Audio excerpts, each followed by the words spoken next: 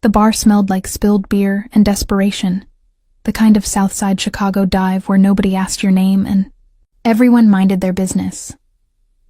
Elisa Davis wiped down the sticky countertop for the 4th time that hour, her lower back aching from a double shift that started at noon and wouldn't end until closing at 2 a.m. Friday nights were always brutal, waves of construction workers cashing paychecks, college kids slumming it for authenticity, and regulars who'd been planted on the same stools since before Elisa was born. She was 28, and tired in a way that sleep couldn't fix. Tired of smelling like gin at the end of every shift. Tired of her landlord's passive-aggressive notes about the water bill. Tired of opening her wallet and seeing $17 in a grocery store loyalty card. But nursing school wasn't going to pay for itself, and this job, soul-crushing as it was, kept the lights on in the apartment she shared with Mara, her best friend since high school. "Lisa, you seeing this?" Mara's voice cut through the din, sharp with mischief. She was perched at the end of the bar, off duty tonight, nursing a vodka cranberry and scrolling through her phone with the dedication of the investigative journalist. Corner booth, black suit, looks like he just walked off a mob movie set.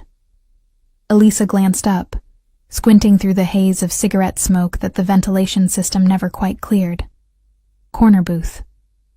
She spotted him immediately, not because he was loud or flashy, but because he was the opposite. Still, controlled. A man in his mid-30s with dark hair, cropped close, sharp jaw, shoulders that filled out a tailored black suit, like it was custom made. Which it probably was. He sat alone, no phone, no drink, just watching the room with the kind of awareness that made Elisa's instincts prickle. "So?" Elisa said, returning to her glass polishing. "We get guys in suits sometimes." "Not like that." Mara leaned in, eyes gleaming. I could buy this bar and bulldoze it by Monday suit. I've killed a man and slept fine after face." "You've been watching too much true crime," Elisa muttered, but she looked again. And okay, Mara wasn't entirely wrong. There was something about him, an intensity that didn't match the casual setting, like a wolf trying to blend in with dogs. His eyes, dark and unreadable, swept the room in intervals. Not nervous, just aware. $50 says you won't go kiss him, Mara announced, loud enough that their 2 other friends, Jenna and Chris, squeezed into the booth beside her, perked up, like meerkats. Elisa froze mid-polish. "Absolutely not." "Come on," Jenna chimed in, grinning. "When's the last time you did something crazy?" "I work 2 jobs and eat ramen 4 nights a week. My whole life is crazy." "That's just sad," Chris said, not unkindly. "We mean fun crazy, impulsive crazy, kiss a hot stranger and feel alive crazy." Elisa looked at the 3 of them, her chosen family, the women who'd held her hair back during her worst breakup, who'd fronted her rent when her dad drank away the money she'd loaned him, who made poverty feel less lonely. They were grinning like idiots, and God, when was the last time she'd done something just for the story? $50, she confirmed. Cash, right now. Mara slapped 2 20s and a 10 on the bar. Elisa stared at the money. That was groceries. That was the electric bill. That was one less shift she'd have to pick up next week. She downed the shot of whiskey someone had abandoned, felt the burn steady her nerves, and untied her apron. "If I get thrown out, you're covering my tips." The walk across the bar felt longer than it should have. Her sneakers stuck slightly to the floor, and the noise around her seemed to dim as she approached the corner booth. Up close, he was even more intimidating. Not in an obvious way, but in the way a blade is intimidating. Sleek, precise, dangerous if mishandled. He looked up as she stopped at his table. His eyes were gray, she realized. Slate gray, like a Chicago sky before a storm. and they locked onto hers with a focus that made her forget, for a second, why she was there. "Hi," she said, surprised her voice came out steady. "I'm going to do something really stupid, and I apologize in advance." His eyebrow lifted, just barely. "Should I be concerned?" "Depends on your sense of humor." And then, before her brain could catch up with her body, Elisa leaned down and kissed him. She'd meant it to be quick, performative, a peck to win the bet and retreat. But the moment her lips touched his, something shifted. He didn't pull back, didn't shove her away or bark at her to get lost. Instead, his hand came up, slow, deliberate, and cupped the back of her neck, and he kissed her back. Really kissed her. It wasn't gentle. It wasn't polite. It was the kind of kiss that tasted like hunger and something darker, something Elisa couldn't name but felt in her bones. His mouth was warm and sure, and for 5 impossible seconds, the bar disappeared. There was no noise, no crowd, no $50 bet. Just his hand in her hair, and the shocking heat of his mouth, and the way her heart kicked against her ribs like it was trying to escape. When she pulled back, breathless, his eyes were still on hers, unreadable. But there was something in them now, a crack in the armor, a flicker of surprise. "That was the stupid thing?" he asked, voice low and rough. "Yeah," Elisa managed, taking a step back on shaky legs. "That was it." She turned and walked back to the bar, feeling his gaze on her the entire way. Her friends exploded into laughter and applause, and Mara shoved the $50 into her hand, but Elisa barely registered it. Her lips still tingled, her pulse still raced. She'd kissed strangers before, drunken mistakes, forgettable moments. This didn't feel forgettable. She risked one glance back at the corner booth. He was still watching her. And this time, there was the faintest hint of a smile on his face. Elisa turned away, heart pounding, and tried to convince herself it was just adrenaline, just a stupid dare, just a kiss.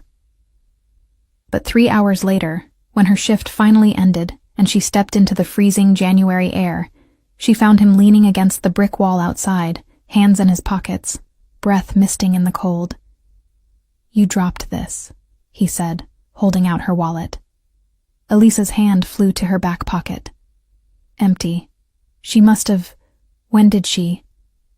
"I didn't steal it," he added, reading her hesitation. "You left it on my table when you made your exit." She took the wallet, checking inside. Everything was there. Cash, ID, the grocery loyalty card. "Thanks," she said carefully. He nodded. Didn't move. "I'm Louis," he said after a moment. "Elisa." Silence stretched between them, broken only by the distant wail of a siren and the muffled thump of bass from inside the bar. The streetlight above them flickered, casting his face in alternating shadow and gold. "That kiss," he said quietly, eyes steady on hers. Was it really just for a bet? Elisa should have said yes, should have laughed it off, thanked him again for the wallet, and gone home to her shoebox apartment. But something about the way he asked, like the answer actually mattered, made her tell the truth. It started that way, she admitted. But it didn't end that way. His expression didn't change, but his shoulders relaxed, just slightly. "There's a diner 2 blocks from here," Louis said. "Open all night. Terrible coffee, but the pancakes are good. It's 1 a.m. "I know." Elisa looked at him, really looked, at the expensive suit that didn't belong in this neighborhood, at the controlled stillness that screamed danger, at the eyes that held something she recognized because she'd seen it in her own mirror. Exhaustion. Bone-deep, soul-tired exhaustion. She should have said no. "1 cup of coffee," she heard herself say. "And if the pancakes are terrible, you're buying." The smile that crossed his face was small, but real. Deal. They walked side by side through the empty streets, past boarded-up storefronts and flickering neon signs, and Elisa tried to ignore the fact that for the first time in years, she didn't feel tired. She felt awake. The diner was called Stella's, a relic from the 70s with cracked red vinyl booths and a jukebox that hadn't worked since the Clinton administration. The waitress, 60-something with reading glasses on a chain, didn't even blink when they walked in at 1:30 a.m., just pointed them toward a booth by the window and promised coffee.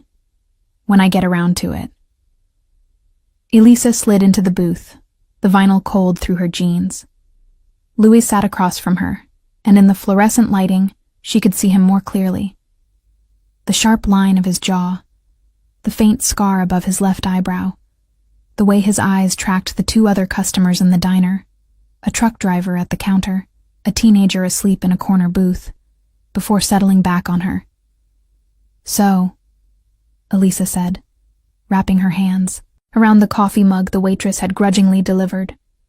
Do you always wait outside bars for women who assault you? That's what you'd call it? Assault? I kissed you without asking. Pretty sure that violates some kind of social contract. Louis's mouth twitched. Almost a smile. I didn't mind. The coffee was, as promised, terrible. Burnt and thin, like someone had waved a bean over hot water and called it a day. Elisa drank it anyway.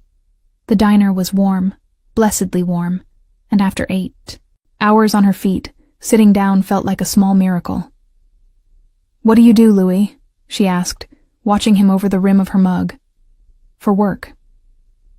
He didn't answer right away. His fingers drummed once against the table. A tell, she realized. The first crack in his composure. Security consulting, he said finally. Risk assessment. Corporate protection. It wasn't technically a lie, Elisa would realize later. Just an extremely edited version of the truth. That why you dress like you're going to... a funeral? It's a suit.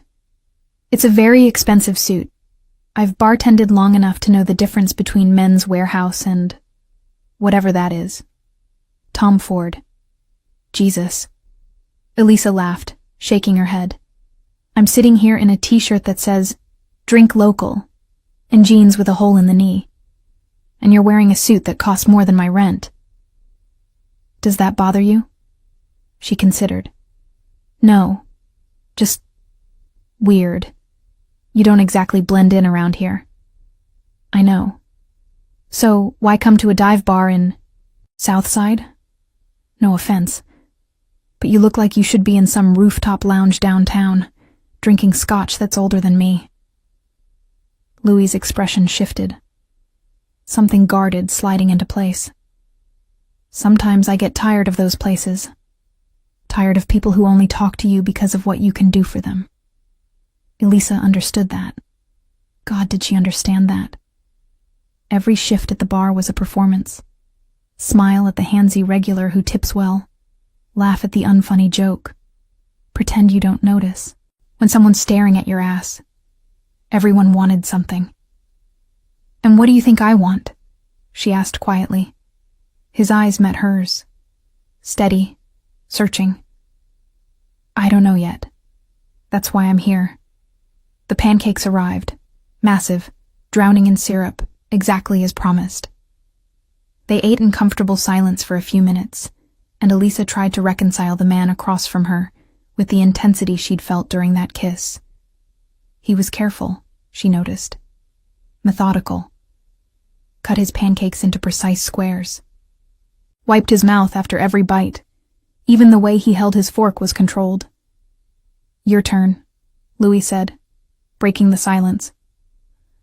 What's a woman who kisses strangers for $50 doing working double shifts at Murphy's? Murphy's.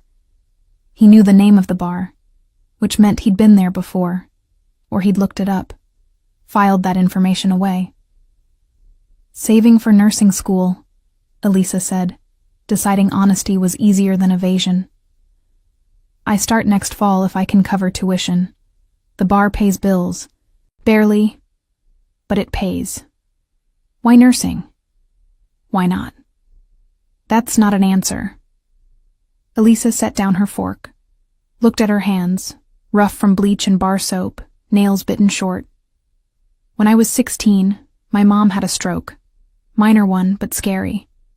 I was alone with her when it happened, and I didn't know what to do. Just froze. Paramedics came, and this one woman, I don't even remember her name. She stayed with me the whole time, held my hand in the ambulance, explained everything so I wouldn't be scared. And I thought, I want to be that person, the one who stays. Louis didn't say anything for a long moment. Then, your mom okay now? She died 2 years later. Different stroke. I wasn't there that time either. I'm sorry. Don't be. She got 2 extra years. That's something. His hand moved across the table, slow, telegraphed, and covered hers. The touch was warm, solid, and Elisa didn't pull away. They stayed like that for 5, maybe 10 seconds. Then Louis withdrew, reaching for his coffee like nothing had happened. But something had happened. Elisa felt it in her chest, a loosening she hadn't expected. What about you? She asked.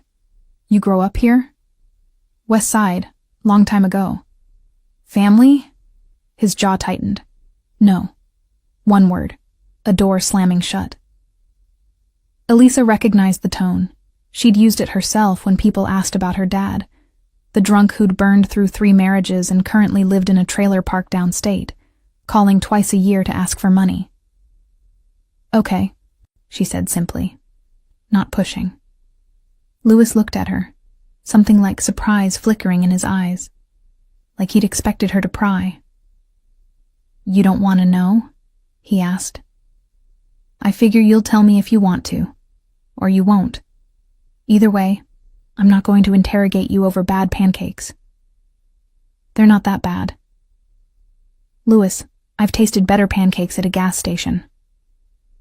That earned her a real smile. Small, but genuine. It transformed his face, softened the hard edges, made him look younger. Almost boyish. Fair enough, he conceded.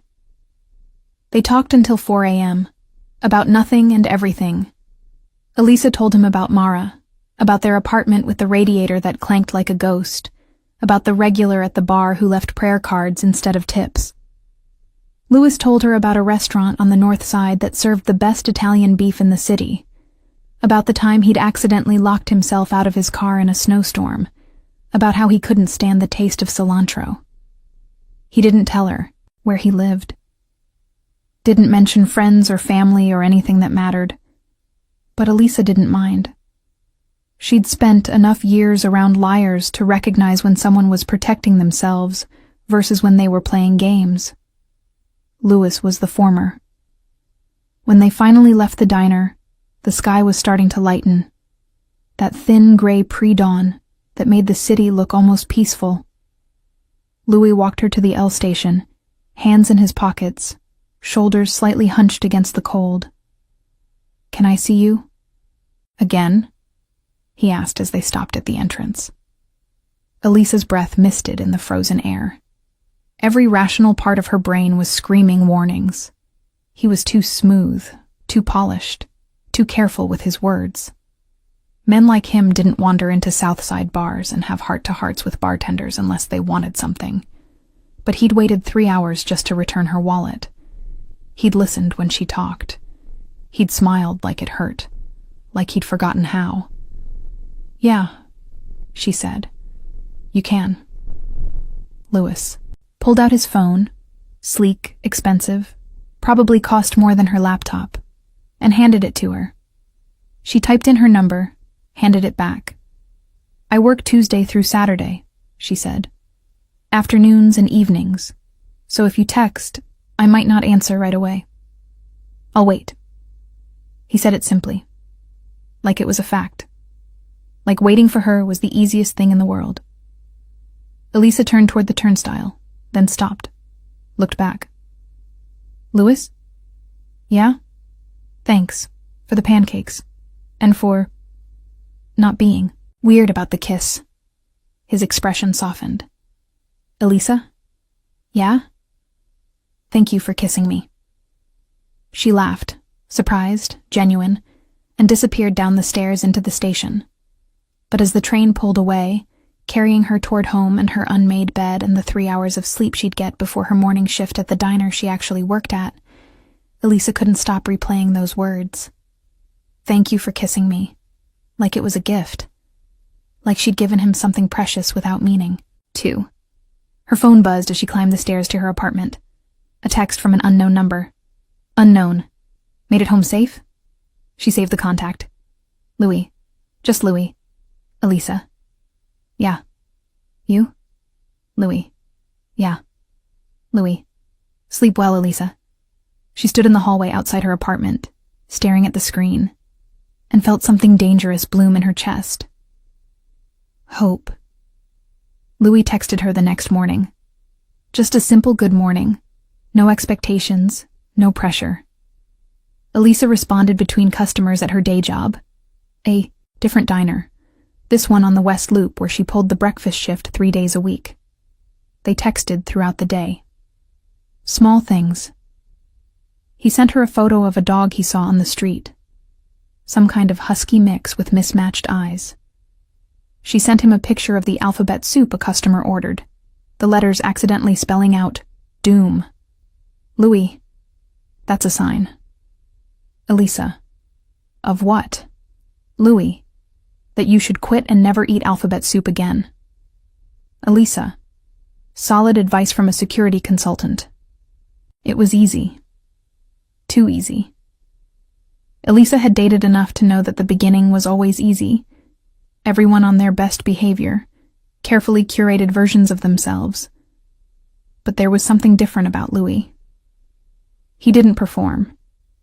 Didn't try to impress her with stories of his job or his money or whatever else men usually led with. He just talked to her, asked questions, remembered details. On Tuesday, he asked if she wanted to get dinner. Real dinner, he specified. Not a diner at 2 a.m. They met at a small Italian place in Little Italy, the kind of restaurant where the owner knew everyone's name and the menu was handwritten on a chalkboard. Louis was already there when she arrived, wearing dark jeans and a charcoal sweater that probably cost more than her entire wardrobe. He stood when she approached the table, an old-fashioned gesture that made her heart stumble. You're early, Elisa said, sliding into the chair he held out for her. Habit. Control thing? Something like, that. The food was incredible. Homemade pasta, sauce that tasted like someone's grandmother had been cooking it all day, bread so warm it steamed when she tore it apart. They shared a bottle of wine, red, Italian, a name Elisa couldn't pronounce. And Louis told her about growing up on the West Side, back when it was rougher than it was now. My mom worked 3 jobs, he said, twirling pasta around his fork with practiced ease. Cleaning houses during the day, waitressing at night, and weekend shifts at a laundromat. I barely saw her, but every Sunday, no matter how tired she was, she'd make dinner. Real dinner. Pasta from scratch, sauce simmering for hours. She said it was important, that we eat together, that we remember we were a family. His voice was even, but Elisa heard the past tense, heard the weight behind it. How old were you when she died? Elisa asked gently. Louis set down his fork. 12. I'm sorry. It was a long time ago, but time didn't erase some things. Elisa knew that. Her mom had been gone 6 years, and she still sometimes reached for the phone to call her before remembering. What happened? She asked, then immediately regretted it. Sorry, you don't have to. She was killed, Louis said quietly, eyes fixed on his wine glass. Wrong place, wrong time. Caught in crossfire during a dispute between 2 organizations.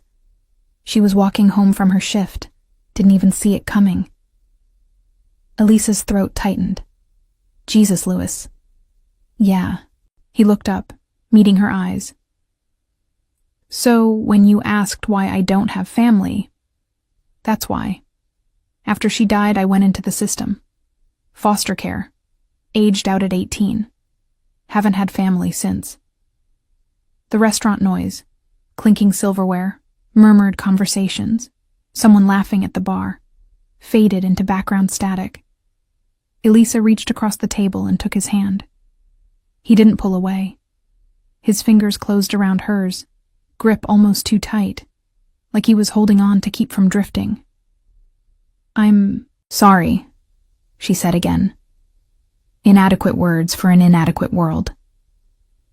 It made me who I am, Louis said, and there was something dark in his voice now, something that made Elisa's instincts prickle. Made me understand how the world really works, that nobody protects you except yourself, that power is the only thing that matters. I don't believe that, Elisa said quietly. No? No. I think people matter. Connection matters. My mom died broke, but she had friends at her funeral who cried like they'd lost a sister. That's worth more than power. Louis studied her for a long moment, something unreadable in his expression. Then he lifted her hand to his lips and kissed her knuckles. A gesture so unexpectedly tender that Elisa's breath caught. Maybe you're right, he murmured against her skin. They left the restaurant an hour later, stepped out into the January cold, and Louis asked if she wanted to walk for a bit. They wandered through the neighborhood, past row houses with Christmas, lights still up, past corner stores and shuttered shops, their breath misting in the frozen air. Can I ask you something? Elisa said, hands shoved deep in her coat pockets. Always. Why me? Louis stopped walking, turned to face her under a streetlight, snowflakes just starting to fall, catching in his dark hair. What do you mean? I mean, Elisa gestured vaguely. You're clearly successful. You wear suits that cost thousands of dollars. You could walk into any upscale bar in this city and have your pick of women who actually have their shit together. So why are you here, with a bartender who eats ramen and shares a one-bedroom with her best friend? Louis was quiet for a long moment. Then, because you kissed me like I was just a man, not a job title, not a bank account, just me. And I can't remember the last time someone looked at me and saw just me. Elisa's chest ached. Louis, I know it sounds pathetic. It doesn't. It sounds lonely. He laughed, a rough, humorless sound. Yeah, that too. Elisa stepped closer, close enough that she had to tilt her head back to look at him, close enough to see the snowflakes melting on his eyelashes. You're not alone right now, she said softly. Louis's hand came up, cupping her face with a gentleness that contradicted everything about him. His thumb brushed her cheekbone, and Elisa leaned into the touch without thinking. Can I kiss you? He asked. And the fact that he asked, that he waited for permission, made something inside her crumble. Yes. This kiss was different from the first. Slower, deeper. He kissed her like he was memorizing the feel of her mouth, the taste of wine on her lips, the way she sighed against him when his other hand settled on her waist. There was hunger in it, yes, but also something else. Something that felt like relief, like coming home after a long, brutal journey. When they finally broke apart, both breathing hard, Louis rested his forehead against hers. I want to see you again, he said, as much as you'll let me. I work most nights. Then I'll take whenever you're free. Mornings, afternoons, 3 a.m. pancakes. I don't care. Elisa smiled against his mouth. You're intense, you know that? I've been told. They saw each other 5 times in the next 2 weeks. Coffee before her morning shift, lunch on her day off, a movie at the old theater that still showed classics. They watched Casablanca, and Louis whispered the dialogue along with the actors, knowing every line. Late-night walks through neighborhoods that probably weren't safe, but Elisa felt safer with Louis than she ever had alone. He still didn't tell her where he lived, still kept certain details vague. But he showed up when he said he would. Texted her good morning and good night. Listened when she ranted about difficult customers, or her landlord's latest ridiculous demand. And slowly, carefully, Elisa felt herself falling. It was Mara who voiced the concern Elisa had been trying to ignore.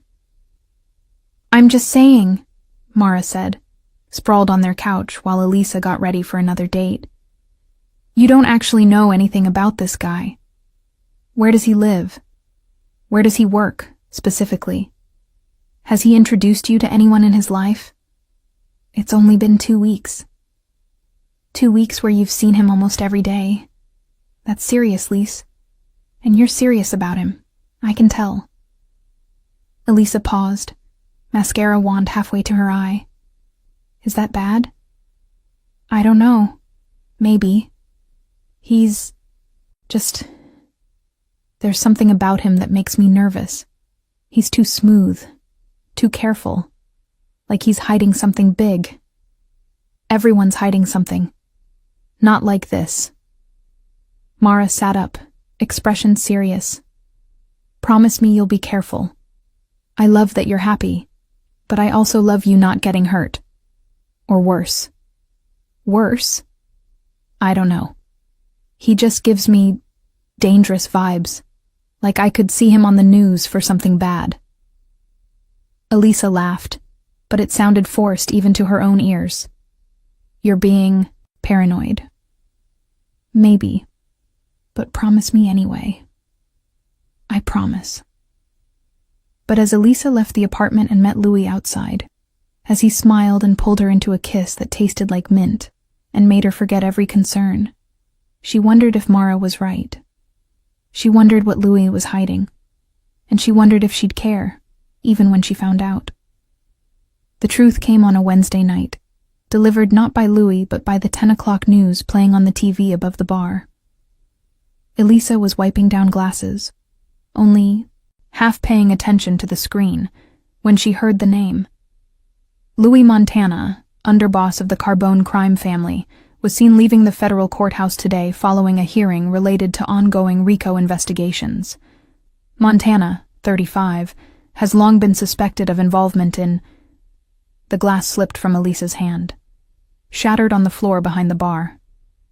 On the screen, Louis walked down courthouse steps in that same black suit, flanked by lawyers in equally expensive suits. His face was impassive, cold in a way she'd never seen. The camera zoomed in as a reporter shoved a microphone toward him. "Mr. Montana, do you have any comment on the allegations?" Louis didn't even glance at the reporter. Just kept walking, climbed into a black SUV, and disappeared. The segment moved on to sports. Elisa stood frozen, glass shards glittering at her feet, her hands shaking. Underboss, crime family, RICO investigations. She pulled out her phone with numb fingers.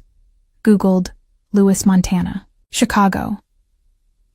The results were extensive. Articles about the Carbone organization, one of Chicago's most powerful crime syndicates. Photos of Louis at various events, always in the background, always watching. A Wikipedia page that listed his alleged involvement in everything from money laundering to extortion to, she had to read it twice, suspected connections to 3 unsolved homicides. Alleged, suspected, never proven. But the pattern was there, clear as a smoking gun. "Lise, you okay?" Mara appeared at her elbow, eyes wide. "You look like you've seen a ghost." Elisa showed her the phone. Watched Mara's face go pale. "Holy shit," Mara whispered. "Holy shit. That's him? That's your Louis?" "Apparently. Lisa, I need to go." Elisa was already untying her apron, hands still shaking. "Cover for me. Please, tell Danny I'm sick." Where are you going? To get answers.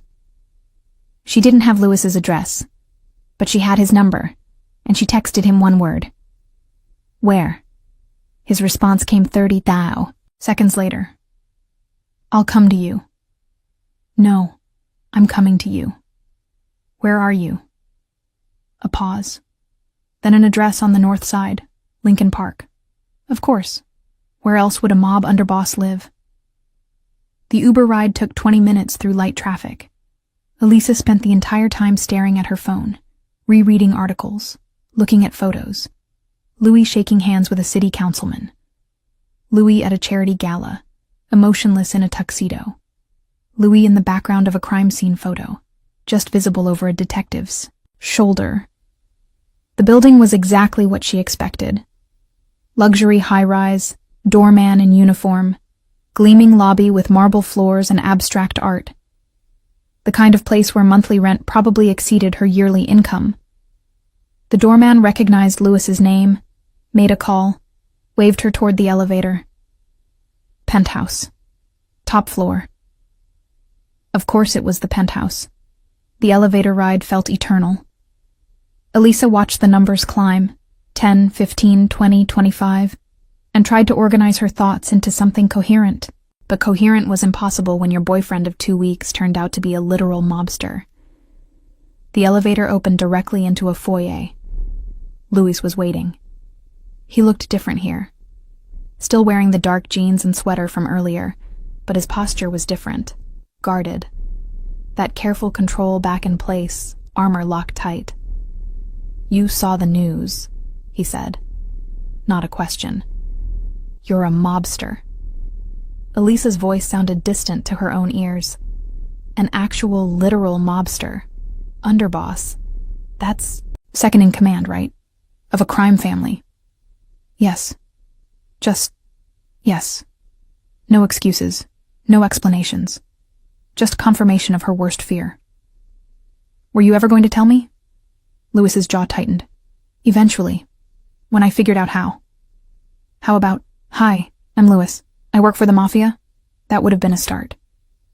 Would you have kept seeing me if I'd told you that first night? Elisa stopped. Honest answer. No. She would have smiled politely, declined the pancakes, and blocked his number.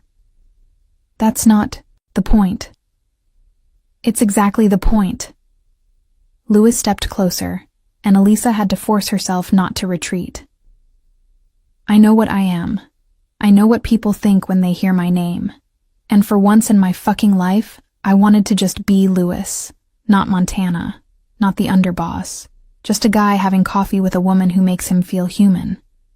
You lied to me. I omitted. There's a difference. That's bullshit, and you know it. Louis exhaled slowly. You're right. It is bullshit. I should have told you. I'm sorry. The apology caught her off guard. Elisa had expected defensiveness, anger, maybe even threats. Not this quiet admission of guilt. What do you actually do? She asked. And don't tell me security consulting. I manage the family's business interests. Legitimate ones, mostly. Real estate, restaurants, construction contracts. I handle negotiations, resolve disputes, protect our assets. Protect. That's a nice way of saying, yes. His eyes met hers, unflinching. Sometimes it means exactly what you think it means. Elisa's stomach turned. Have you killed people? Silence. Long and terrible. Yes, Louis said finally. The apartment suddenly felt too small, too warm. Elisa wrapped her arms around herself, trying to process. This was the man who'd held her hand over pancakes, who'd kissed her in the snow, who'd told her about his mother's Sunday dinners with something like grief in his voice. This was also a man who'd killed people. I should go, she heard herself say. Elisa, I need to think. I can't do this right now. She turned toward the elevator, but Lewis's voice stopped her. My mother died because of men like me, he said quietly. Men who thought violence was the answer to every problem. Men who didn't care about collateral damage. I was 12 years old, and I watched her bleed out on a sidewalk because two idiots couldn't resolve a territory dispute without guns. Elisa turned back slowly. Louis was standing by the window now, silhouetted, against the Chicago skyline, hands shoved in his pockets. I joined the Carbone family when I was 17, he continued, voice flat. Figured if I couldn't beat the system, I'd master it. Become so powerful that nobody could hurt me again. And I did. I climbed the ranks, made myself indispensable, became the man everyone feared. He turned to face her. And then you kissed me in a bar, and for the first time in 23 years, I remembered what it felt like to be just Louis. Not Montana, not the underboss, just a man who could eat pancakes and talk about stupid shit and feel something other than empty. Elisa's eyes burned. Louis, I want out, he said, and the raw honesty in his voice cracked something in her chest. I've wanted out for years, but I didn't know how. You don't just leave this life. It doesn't work that way. But since I met you, I've been trying to figure it out. How to extract myself. How to build something clean. Why? Because I'm tired. He said it, simply. Like exhaustion was its own confession. I'm tired of hurting people. Tired of looking over my shoulder. Tired of being the monster in every story. And when I'm with you, I'm not tired. I'm just me. Elisa stood frozen in the foyer, caught between her head and her heart. Her head was screaming at her to leave, to run as far and fast as possible from this dangerous man and his dangerous life. But her heart, traitorous, stupid thing, remembered the gentleness in his touch. The way he'd asked permission before kissing her. The grief in his voice when he talked about his mother. I don't know if I can do this, she said honestly. I don't know if I'm strong enough for this world. I would never let it touch you. You can't promise that. I can try. Elisa closed her eyes. Thought about her mother, who'd loved a man who couldn't change, who'd waited and hoped and finally died disappointed. Thought about all the nights she'd sworn she'd never be that woman. Never love someone knowing they might destroy her. But Louis wasn't asking her to save him. He was asking for a chance to save himself. If you're serious about getting out, Elisa said, opening her eyes, then show me. Don't just talk about it. Actually do it. It's not that simple.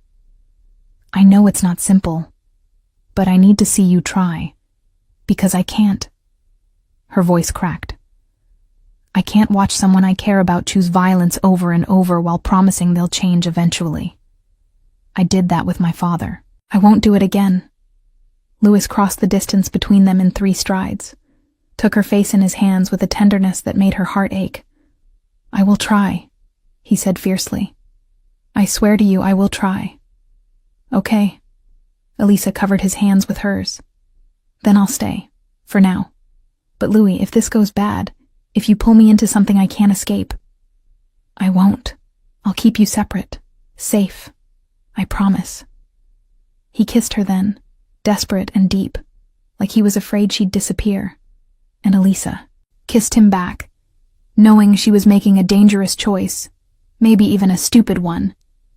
But she'd spent her whole life playing it safe, working double shifts, eating ramen, surviving but never really living. Maybe it was time to risk everything. Maybe Louis was worth it. For 3 weeks, things were good. Better than good.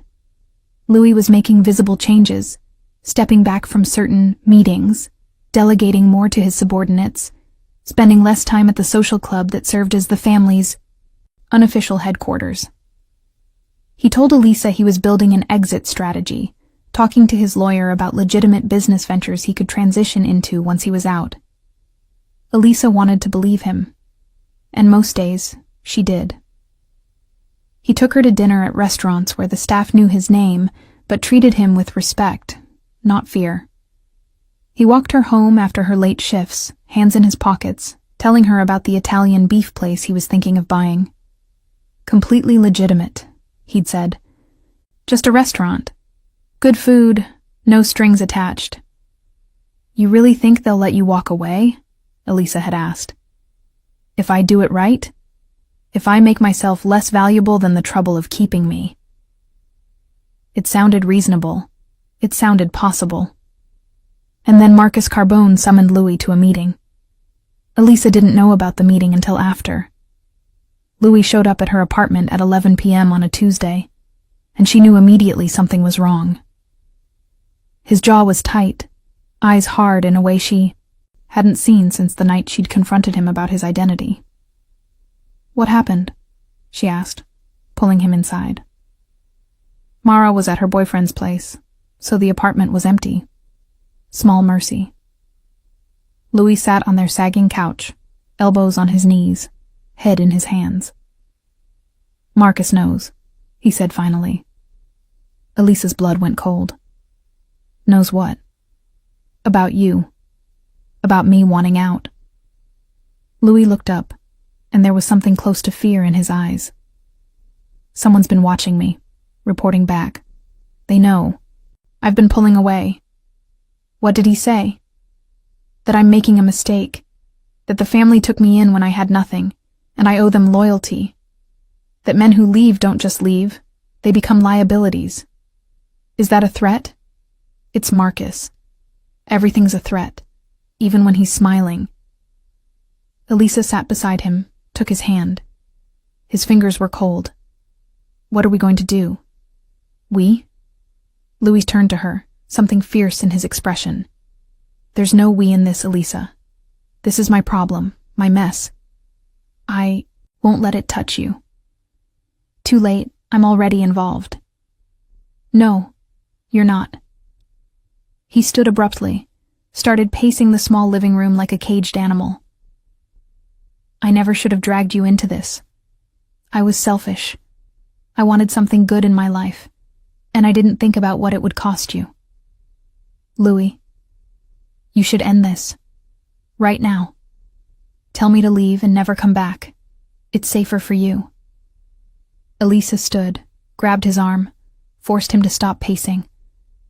Do you want to leave? No, he said, immediately. God, no. But what I want doesn't matter. Your safety matters. Then fight for it. Elisa moved closer, close enough to feel the tension radiating off him. You said you wanted out, so get out. Actually do it, instead of letting them scare you back in line. You don't understand how this works. Then explain it to me. Louis exhaled shakily. If I leave wrong, they kill me. Simple as that. And if they think you're the reason I'm leaving, they might kill you too. Just to make a point. That's how this world operates, Elisa. Nobody gets a happy ending. Bullshit. Elisa's voice was sharper than she intended. You're not some tragic hero doomed to suffering. You're a man making choices. So choose differently. It's not that easy. I know it's not easy.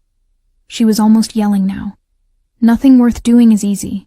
You think I wanted to work 2 jobs while watching my friends graduate college and start careers? You think I wanted to spend my 20s barely scraping by? But I did it because I chose something better than what I had. So choose, Louis. Choose me, or choose them. But stop pretending you don't have a choice. He stared at her for a long moment. Then, without warning, he pulled her into a kiss that tasted like desperation and something close to hope. When he broke away, his forehead rested against hers, both of them breathing hard. I choose you, he whispered. I'll figure it out. I swear. But figuring it out proved harder than either of them anticipated. The pressure from Marcus intensified. Louis was summoned to more meetings. Consultations, he called them. But Elisa saw the strain in his face when he came back. Saw the way his hands shook slightly when he thought she wasn't looking. He's testing me, Louis explained one night. giving me jobs to prove my loyalty. I can't refuse without making it worse. What kind of jobs? Lewis's silence was answer enough. Elisa tried not to think about what he was doing when he wasn't with her. Tried not to imagine the violence he was enacting to buy time for their escape. But the not knowing ate at her, created a distance between them that hadn't been there before. And then, 3 days later, everything fell apart. Elisa was closing the bar, wiping down the last tables, when 2 men walked in. She looked up, ready to say they were closed, and the words died in her throat. They weren't customers. Both wore dark suits, similar to Lewis's but cheaper, harder. One was tall and thin, with a scar running down his left cheek. The other was shorter, stockier, with dead eyes that made Elisa's skin crawl. "We're closed," she managed, keeping her voice steady. "We're not here for drinks," the tall one said. His voice was smooth, polite, which somehow made it worse. "You're Elisa Davis." Not a question. A statement. "Who's asking?" "Friends of Louis Montana." He smiled, but it didn't reach his eyes. "Mr. Carbone would like to have a conversation with you." "I don't know who that is." "Yes, you do." The shorter one moved closer, and Elisa saw the bulge under his jacket. A gun. Jesus Christ, he had a gun. And lying wastes everyone's time. So let's make this easy. You come with us, have a chat with Mr. Carbone, and everyone walks away happy. "And if I refuse?" The tall one's smile widened. "Then we stop being polite." Elisa's hand was already in her pocket, fingers closing around her phone. She managed to hit Lewis's speed dial before the shorter man grabbed her wrist. "I don't think so," he said, twisting until she gasped and dropped the phone. It clattered to the floor, call connected but microphone down. "Don't make this difficult," the tall one said, almost gently. "Mr. Carbone just wants to talk. No one's going to hurt you." Elisa didn't believe that for a second, but she also didn't see another option. The bar was empty.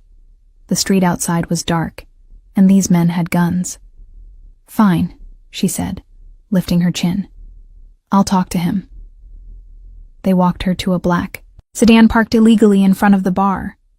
The shorter one opened the back door, gestured for her to get in. Elisa climbed inside, heart hammering, and tried to remember everything Lewis had told her about his world. Show no fear. Don't volunteer information. Don't make threats you can't back up. The drive took 15 minutes. They pulled up to a social club on the west side. Lombardi's, the sign said, though the windows were dark. The tall one opened her door, helped her out with a courtesy. That would have been charming in any other context.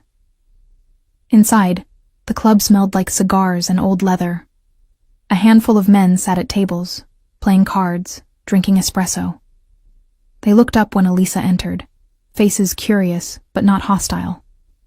Like she was an interesting puzzle, not a person. "Mr. Carbone is in the back," the tall one said, guiding her toward a door marked private. The office behind the door was surprisingly tasteful. Dark wood furniture, expensive art on the walls, a massive desk, with nothing on it except a single lamp. And behind the desk sat Marcus Carbone. He was older than Elisa expected. Mid-50s, gray at the temples, wearing a navy suit that probably cost more than her car. He had kind eyes, grandfatherly, which terrified her more than any scar or dead stare could. "Miss Davis," he said warmly, gesturing to the chair across from him. "Please sit." "Thank you, Vincent Anthony. You can wait outside." The 2 men left, closed the door. Elisa was alone with Marcus, Carbone, and every instinct screamed at her to run. Instead, she sat. "Would you like something to drink?" Marcus asked. "Coffee? Water?" "I'm fine." "Straight to business, then. I appreciate that." He leaned back in his chair, steepled his fingers. "I understand you've been seeing Louis Montana." "Yes." He's a good man, loyal, smart, one of my most valuable associates. Marcus's smile was gentle. But lately, he's been distracted, making uncharacteristic decisions. And I think you're the reason why. Elisa said nothing. I'm not blaming you, Marcus continued. Love makes men do foolish things. I was young once. I understand. But Louis has responsibilities, obligations to this family, and those obligations don't disappear just because he's infatuated. He wants out, Elisa said quietly, and you should let him go. Marcus's smile didn't waver. Men don't leave this life, Miss Davis. Surely Louis has explained that to you. Then change the rules. I'm afraid it's not that simple. Why not? He's given you years. He's earned the right to walk away. Has he? Marcus leaned forward. Or has he simply grown tired of the sacrifices required? Because that's what concerns me. Louis is acting like a man who's forgotten where he came from, who's forgotten that this family gave him everything when he had nothing. You gave him violence and blood money. I gave him purpose, Marcus corrected, voice still gentle but with steel underneath. I gave him family when the world had abandoned him. And now he wants to throw that away for a bartender he's known for a month. The contempt in that last word stung more than Elisa wanted to admit. I love him, she said, surprised by her own certainty. And he loves me. That should mean something. It means he's compromised. Marcus stood, walked around the desk. Which puts both of you in danger. So I'm going to make you an offer, Miss Davis. End your relationship with Louis. Cleanly. Tell him you can't handle his world. Walk away. And in return, I ensure your safety. You go back to your life, and we leave you alone. And if I refuse? Marcus's expression shifted. Not angry, just disappointed. Like she'd failed a test she didn't know she was taking. Then I can't guarantee what happens next. Louis is valuable to me, but even valuable men can be replaced if they become liabilities. And you, Miss Davis, are making him a liability. The threat was clear. Refuse, and Louis died. Maybe she did too. Elisa stood on eye, shaking legs. I need to think about it. You have 24 hours. Marcus returned to his desk, sat down. Vincent will drive you home. Good evening, Miss Davis. She was escorted out the same way she came in. The ride back to her apartment passed in a blur. When they dropped her off, she ran inside, locked every lock, and immediately called Louis. He answered on the first ring. Elisa, Jesus Christ, are you okay? I got your call, heard voices, tried to call you back, but they took me to see Marcus, she said, voice hollow. Silence. Then, I'm coming over. No, don't. I think they might be watching. I don't care. Louis, listen to me. Elisa pressed her palm against the wall, trying to steady herself. He gave me an ultimatum. Leave you, or he can't guarantee our safety. Another long silence. Then leave me, Louis said finally. Do it, Elisa. Walk away. No. Elisa. I said no. She was crying now, couldn't stop. I'm not leaving you. We're figuring this out. Together. There's no way out that doesn't end with someone dead. Then we make a new way. Louis's laugh was bitter. You still think this has a happy ending? I think we deserve one. Elisa wiped her eyes angrily. Don't we deserve one? I don't know anymore, he whispered. And that scared her more than anything Marcus had said. Louis showed up at her apartment 2 hours later despite her warnings. He looked wrecked, tie loosened, shirt wrinkled, dark circles under his eyes like he hadn't slept in days. Maybe he hadn't. Elisa let him in without a word. He pulled her into his arms immediately, held her so tight she could barely breathe, face buried in her hair. "I'm sorry," he said into her neck. "I'm so fucking sorry. I should have known they'd come after you. I should have protected you better. You can't protect me from everything. I should be able to." He pulled back, hands framing her face. "That's my job. Keeping you safe is the only thing that matters. Louis, we need a real plan. Not just hoping Marcus changes his mind. An actual exit strategy." He nodded slowly. "I know. I've been talking to my lawyer. There might be a way." "What way?" Louis hesitated. Then, "I give the FBI what they want. Information, testimony, enough to build a RICO case against the family. In exchange, they give me immunity and protection for both of us." Elisa's stomach dropped. "You'd testify against them?" "It's the only leverage I have. The only thing valuable enough that the government would protect us." "They'll kill you. The family. They'll kill you for that." "Not if we disappear first. Witness protection. New identities. New city. We start over completely." It sounded impossible. Like something from a movie, not real life.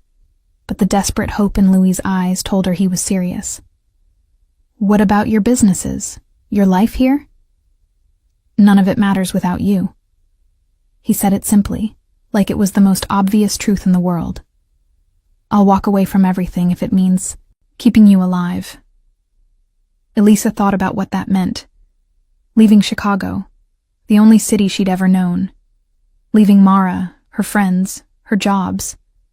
Starting over with new names, new histories, always looking over their shoulders. "When?" she asked. "My lawyer is setting up a meeting with the FBI. Could be next week, could be tomorrow. But once I start talking, there's no going back. The family will know immediately. Then we need to be ready to run." Louis nodded. "Pack a bag, just essentials. Keep it hidden. And Elisa, don't tell anyone. Not Mara, not anyone. The fewer people who know, the safer everyone is." "Okay." He kissed her then, soft and desperate. "I love you. I don't think I've said it out loud, but I do. I love you more than I've loved anything." Elisa's throat tightened. "I love you too. Even knowing what I am, what I've done. I love you because you're trying to be different. Because you chose me over everything you've built. That's who you are, Louis. Not the underboss. Not Montana. You're the man who's brave enough to start over." They held each other in the dark apartment, and for a moment, Elisa let herself believe it would work. That they'd escape. That somewhere, in some distant city, they'd build a quiet life. Normal. Safe. But 3 days later, the plan imploded. Elisa was at her morning shift when Louis called. She almost didn't answer. Breakfast rush, dozen tables demanding coffee and eggs. But something made her step outside into the January cold. "Louis?" "They know." His voice was tight, controlled panic. "Someone leaked. Marcus knows I've been talking to the FBI." "How?" "Doesn't matter. What matters is I have maybe 12 hours before they come for me. Maybe less." Elisa's hands went numb. "What do we do?" "You run, right now. Leave work, go home, grab your bag and get to Union Station. There's a train to Milwaukee at noon. Buy a ticket, get on it, and don't look back." "What about you?" "I'll meet you there. I have to handle something first." "Louis, don't." "I have to, Elisa. I have to make sure they can't follow us. That means tying up loose ends." She knew what that meant, knew what loose ends implied in his world. "Promise me you won't kill anyone," she said. Silence. "Louis, promise me." "I promise I'll do whatever it takes to keep you safe." "That's not what I asked." "It's the best I can give you." His voice softened. "Please, baby, just get on that train. I'll find you. I swear." The line went dead. Elisa stood on the sidewalk, phone clutched in her frozen hand, trying to decide if she believed him. If he'd really meet her in Milwaukee, or if this was goodbye disguised as a plan. She went home, grabbed the duffel bag she'd hidden in her closet, stuffed in extra clothes, her laptop, the photo of her mom she kept on the nightstand, left a note for Mara that said only, "Had to leave town. Family emergency. I'm okay. I love you." It felt like a lie even as she wrote it. Union Station was crowded. Tourists, commuters, families heading to Wisconsin for late winter breaks. Elisa bought her ticket with cash, kept her head down, tried to blend in. The train didn't leave for another hour. She found a bench near the departure gate and waited. 55 minutes, 40, 30. Her phone buzzed. Unknown number, unknown. Train station, main entrance. Come alone. Not Lewis's number. Elisa's blood went cold. She should ignore it. Should get on the train and leave. But what if it was Lewis, using a burner phone? What if he needed help? Against every instinct screaming at her to run, Elisa walked toward the main entrance. She saw them immediately. Vincent and Anthony, the same men who'd taken her to Marcus. They stood near the doors, watching the crowd, searching for her. Elisa turned, headed the opposite direction, heart slamming against her ribs. She ducked into a bathroom, locked herself in a stall, tried to think. They knew she was here, knew about the train, which meant someone had talked, or they'd been watching her, or her phone rang. Louis, finally. "Where are you?" she whispered. "Still in the city. Listen to me carefully. They're at the station, I know. I'm watching the feeds." "Feeds?" "Security cameras. I have access. I can see Vincent and Anthony near the main entrance. There's another guy, tall, bald, tattoo on his neck, near the south exit. How am I supposed to get out?" "North Service exit, staff only. It's near the Amtrak waiting area. I'm sending you a photo of the door. Go now, while they're watching the gates." Her phone buzzed with an image. A nondescript door marked, "Authorized personnel only." What if it's locked? It won't be. I have someone on the inside. Just walk out like you belong there. Confident. Don't run. Where do I go after? There's a parking garage 2 blocks north. Level 3, space 47. Silver Audi. Key is in the wheel well. Drive to the address I'm texting you. It's a safe house. I'll meet you there in 2 hours. Lewis. I love you, Elisa. Now move. She moved. Out of the bathroom, through the crowd, trying to look casual while her pulse hammered in her ears. The Amtrak waiting area was packed. She wove through families with suitcases, businessmen with briefcases, found the door Louis had photographed. Glanced back. Didn't see Vincent or Anthony. Pushed through the door. Alarms didn't sound. No one shouted. She found herself in a service corridor, fluorescent lights buzzing overhead. The smell of floor cleaner and old concrete. Walked quickly, not running, until she hit an exit door that opened onto an alley. Cold air hit her face. Freedom. She found the parking garage, found the Audi, found the key exactly where Lewis said it would be. Got in, started the engine, and pulled out into Chicago traffic with shaking hands. The address Louis sent was for a house in Oak Park. Modest, suburban. Nothing like his penthouse. Elisa parked in the driveway, grabbed her bag and let herself in with the key Louis had texted the code for. Lockbox by the front door, code 4729. Inside, the house was empty but lived in. Furniture but no personal items. A safe house like he'd said. Probably used for exactly this kind of situation. Elisa sat on the couch and waited. 2 hours came and went. Then 3. then 4. Her phone stayed silent. At hour 5, she started to panic. At hour 6, she called him. Voicemail. At hour 7, she saw the news. Breaking. Shooting on Chicago's south side. Multiple casualties. Police investigating possible mob connection. The screen showed a familiar street. A familiar building. Lombardi's social club. Elisa's hands went numb. The reporter was talking, but she couldn't hear over the rushing in her ears. At least 4 dead, including Marcus Carbone, alleged head of the Carbone crime family. Witnesses report hearing gunshots around 3 p.m. Police have not released names of other victims, but sources say... The screen cut to footage of body, bags being loaded into ambulances. Elisa's phone rang. FBI, the caller ID said. She answered with shaking hands. Ms. Davis, this is Special Agent Sarah Chen with the FBI. We need you to stay where you are. A team is en route to your location. Where's Louis? A pause. Mr. Montana is in federal custody. He turned himself in approximately 2 hours ago and is cooperating with our investigation. Is he hurt? He's unharmed. Miss Davis, I need you to listen carefully. What happened today at Lombardi's? Mr. Montana was not involved. He was already in our custody when the shooting occurred. Do you understand? Elisa understood. Louis had an alibi. The FBI's protection had started the moment he walked into their office. But 4 people were dead. Marcus was dead.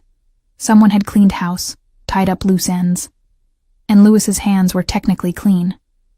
We'll be there in 15 minutes, Agent Chen said. Pack anything you need for an extended stay. You're both going into protective custody tonight. The line went dead. Elisa sat in the silent house, staring at the news, and wondered what Louis had set in motion. Wondered who'd pulled the trigger at Lombardi's. Wondered if he'd kept his promise not to kill anyone, technically, by having someone else do it. Wondered if she could live with loving a man who operated in those shades of gray. 15 minutes later, black SUVs pulled up outside, and Elisa's old life ended. 6 months later, Elisa woke up in a city she was still learning to call home. The apartment was small, 1 bedroom in a complex in Portland, Oregon, nothing like Louis's penthouse or even her old place with Mara. But it was clean, safe, and it was theirs. She rolled over, found Louis already awake, sitting on the edge of the bed with his back to her. Even in sleep clothes, gray t-shirt, boxers, he looked tense, always alert. Some habits died harder than others. Morning, she said softly. He glanced back, and his expression softened the way it only did with her. Morning. Did I wake you? No, I just have good timing. She sat up, wrapped her arms around him from behind, pressed her cheek against his shoulder blade. Bad dreams again? Same one. The club, the bodies. Louis hadn't been there when it happened, but he'd orchestrated it all the same, feeding information to Vincent, Marcus's own lieutenant, about a planned coup. Vincent had acted exactly as Louis predicted, eliminating Marcus and 2 loyalists before the FBI moved in. By the time the smoke cleared, Louis was already in federal custody with the perfect alibi, and the Carbone family had collapsed into infighting and arrests. Neat. Clean. And technically, Louis's hands were spotless, but they both knew the truth. You didn't pull the trigger, Elisa reminded him. The same words she'd repeated dozens of times over the last 6 months. I might as well have. You did what you had to do to get us out alive. Louis turned to face her, eyes searching hers for something. Absolution, maybe. Or permission to forgive himself. Do you really believe that? He asked. Or are you just saying it because you love me? Elisa thought about it. Really thought about it. About Marcus, who'd threatened her life with grandfatherly gentleness. About Vincent, who'd probably been planning his move for years and just needed the right push. About the world Louis had been trapped in since he was 17. A world built on violence and loyalty and blood. "I believe you chose me over everything," she said finally. "I believe you found a way out when most people never do. And I believe the men who died. They knew the risks. They chose that life. You chose different. Because of you. No. Because of you." She cupped his face, forcing him to meet her eyes. "I didn't make you want redemption, Louis. You already wanted it. You just needed a reason to believe it was possible." He kissed her then, slow and deep, like he was trying to memorize the taste of her forgiveness. They'd been through hell to get here. The first month in protective custody had been a nightmare. Constant debriefings, testifying before grand juries, learning their new identities. Louis was now Lucas Morgan, security consultant. Elisa was Lisa Morgan, his wife. They'd been given new social security numbers, new driver's licenses, a new history that was close enough to their real one to be believable. The hardest part had been leaving people behind. Elisa couldn't contact Mara, couldn't tell her she was alive and safe. The FBI said maybe in a few years, once the remaining Carbone associates had been sentenced or scattered. But for now, Elisa Davis was effectively dead. Only Lise Morgan remained. Some days, that felt like too high a price. But then Louis would come home from his new job, legitimate security work for a tech company, boring and safe and legal, and smile at her like she'd saved his life instead of the other way around. And she'd remember why they'd done this. "I have a surprise for you," Louis said, breaking the kiss. "Good surprise or we have to move again surprise?" He laughed. "Good surprise, I promise." He led her to the kitchen, where he'd set up breakfast. Nothing fancy, just eggs and toast and coffee. But the effort was there. On the counter sat an envelope. "What's this?" Elisa asked. "Open it." Inside was a letter. Acceptance letter, she realized as she scanned the contents. From Portland Community College. Nursing program. "Louis." Her voice cracked. "You start in the fall. I already paid the tuition. And before you argue about the money, I sold the restaurant I owned back in Chicago. Legitimate business, legitimate sale. This is clean money, Elisa. I promise." She looked up at him, eyes burning. "You remembered." "Of course I remembered. You said nursing school was your dream. Just because we had to start over doesn't mean you have to give up your dreams." Elisa set the letter down carefully before she crumpled it with her shaking hands. "I don't know what to say. Say you'll go. Say you'll become the nurse who stays with people when they're scared. The one you told me about that first night." "I'll go," she whispered. "Thank you." They ate breakfast together as morning light filtered through the kitchen window. It was ordinary. Beautifully, perfectly ordinary. No bodyguards, no encrypted phones, no looking over shoulders. Just two people eating eggs and planning their day. After breakfast, Louis had to leave for work. He kissed her goodbye at the door. Another ordinary gesture that still felt miraculous. "Love you," he said. "Love you too. Be safe." "Always am." She watched him drive away in their sensible used Honda. Nothing like the luxury cars he'd owned before, and felt something settle in her chest. Peace, maybe, or just the absence of constant fear.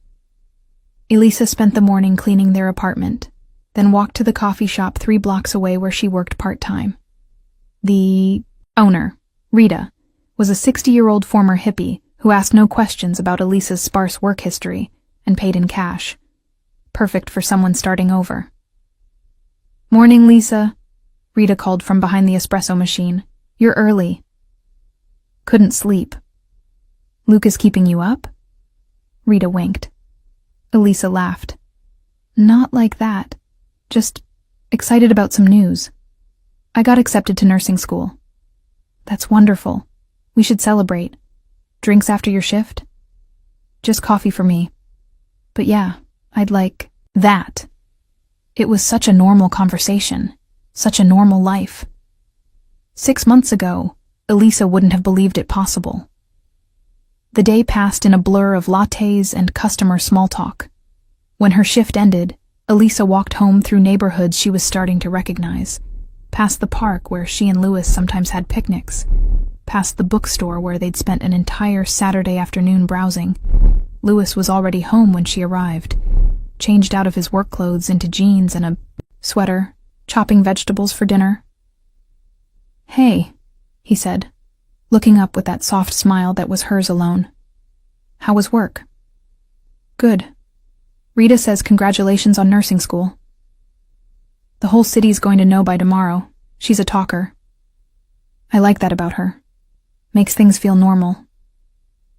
Louis set down the knife, wiped his hands on a towel, and crossed to her, pulled her into his arms like he'd been waiting all day for this moment. "Is it enough?" he asked quietly. "This life, this small, quiet, ordinary life. Is it enough for you?" Elisa pulled back to look at him. Really look at him. He'd changed in 6 months. The tension he'd always carried had eased.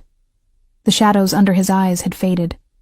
He smiled more, laughed more, slept better, though the nightmares still came sometimes. He looked like a man who'd finally stopped running. "It's everything," she said. "This is everything, Louis." "Lucas," he corrected gently. "Lucas," she amended, testing the name that still felt foreign on her tongue. "This is everything." They cooked dinner together. Pasta, nothing fancy, but Louis had taught her the recipe his mother used to make. Simple red sauce with fresh basil, garlic bread, a salad. They ate at their small table, talking about their days, making plans for the weekend. After dinner, they did dishes side by side. Louis washed, Elisa dried. The radio played softly in the background, some pop station they'd discovered together. "Dance with me," Louis said suddenly. "There's no good song playing. I don't care." He pulled her into the middle of their small kitchen, one hand on her waist, the other clasping hers. They swayed slowly, finding a rhythm that had nothing to do with the music. "I never thought I'd have this," Louis said into her hair. "Someone to cook with, to do dishes with, to just exist with." "Me either. Thank you." "For what?" "For kissing me in that bar. For staying when you should have run. For believing I could be more than what I was." Elisa looked up at him. "You were always more, Louis. You just needed permission to see it." He kissed her forehead, her cheeks, her mouth. Soft kisses that tasted like promise and permanence. Later, lying in bed with Louis's arms around her, Elisa thought about the life she'd left behind. Mara, probably still wondering what happened. Her regular customers at Murphy's, the apartment with the broken radiator, all of it gone, sacrificed for this new beginning. Some days she missed it, missed the certainty of knowing who she was, where she belonged. But then Louis would hold her like this, like she was precious, like she was home, and she'd remember why she'd chosen this path. Because love wasn't just about the easy moments. It was about standing beside someone when they fought their demons. It was about believing in their potential to change. It was about building something new from the ashes of everything you'd burned down. And they were building something beautiful. "Elisa?" Louis's voice was drowsy in the darkness. She'd stopped correcting him when they were alone. Lisa was for the world. Elisa was for him. "Yeah? When we're old and gray and our kids ask how we met, what are we going to tell them?" Elisa smiled against his chest. The truth, that their mom made a $50 bet, kissed a stranger in a bar, and changed both their lives forever. "Think they'll believe it?" "Doesn't matter. It's our story." The best one I know. Lewis's arms tightened around her. I love you. I love you too. Outside, Portland rain pattered against the windows. Soft, gentle. Nothing like Chicago's harsh winters.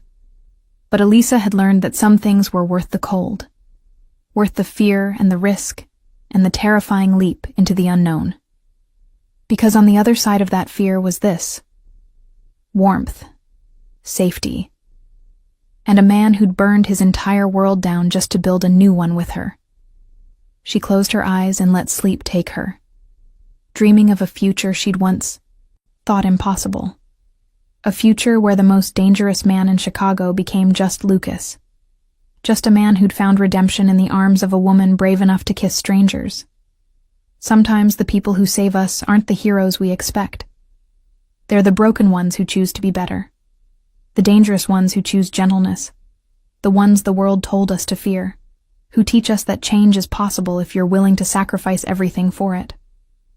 Lewis Montana gave up an empire. Elisa Davis gave up her identity. And what they built from those ashes was worth every loss. Because redemption isn't about erasing your past. It's about choosing, every single day, to write a different future. Maybe that's what all of us are searching for. Not someone to save us, but someone worth saving ourselves for. Someone who sees our worst parts and loves us anyway. Someone who believes we can be better than we've been. And maybe, just maybe, we're all capable of that kind of transformation.